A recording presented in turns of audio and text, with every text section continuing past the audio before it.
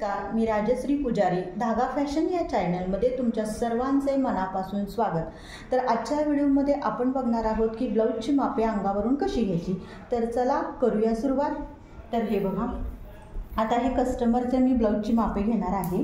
तर इथून पूर्ण उंचीचे माप घेताना खालीपर्यंत किती उंची त्यांना हवी आहे विचारून घ्या। म्हणजे कुणाची 14 असेल, कुणाची 15 असेल, कुणाची 13.5 असेल। तर ह्यांची ब्लाऊजची उंची ठेवायची आहे 14 इंच। तर ह्यांची ब्लाऊजची उंची आलेली आहे 14। तर आता आपण बघूया मागील गळा। तर इथंच असा टेप धरून मागचा गळा बघायचा। तर ह्यांना हवा आहे 9 इंच गळा। तर इथपर्यंत असं पूर्ण बघायचं। त्यांना विचारायचं 9 ठेवू का? तर बरोबर त्यांनी म्हणले हो, तर 9 इंच गळा घेणे। आता शोल्डरचे माप। तर हे बघा, शोल्डरचे माप इथून जिथं शोल्डर उतार आहे ते इथपर्यंत बघायचं किती येते। तर शोल्डर आलेलं आहे आपलं 14 इंच। तर आता आपण पुढची मापे बघूयात। तर आपण पुढील गळा बघूयात। पुढच्या गळ्याचं माप बघा।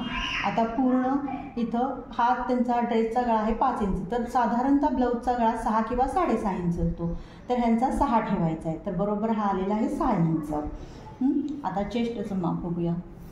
तर हे बघा, छातीचे माप घेताना नेहमी हे बघा असं थोडंसं नकळत लूज ठेवा। जास्त फिटिंग पण नको, जास्त लूज पण नको। तर ह्यांचं चेस्टचं माप आलेलं आहे 36 इंच। तर आता आपण बघूया कमरेचं माप। तर कमरेचं माप आलेलं आहे 32 इंच। आता आपण मुंडा घेर बघूया।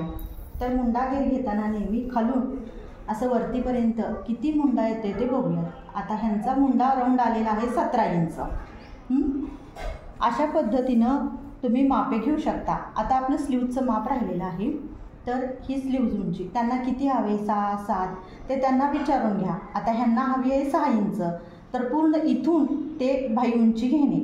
इथं 6 इंच येते आणि बाही घेर बघा असा पूर्ण राऊंड धरून बघा। तर हा आलेला आहे 10 इंच बाही घेर। तुम्ही अशा पद्धतीनं जर मी सांगितली तशी मापं घेतली तर तुमचा परफेक्ट ब्लाऊज बसेल आणि मापामध्ये काहीही चूक होणार नाही। तुम्हाला जर हा व्हिडिओ आवडला असेल तर तुम्ही लाईक, शेअर आणि सबस्क्राईब करा। धन्यवाद।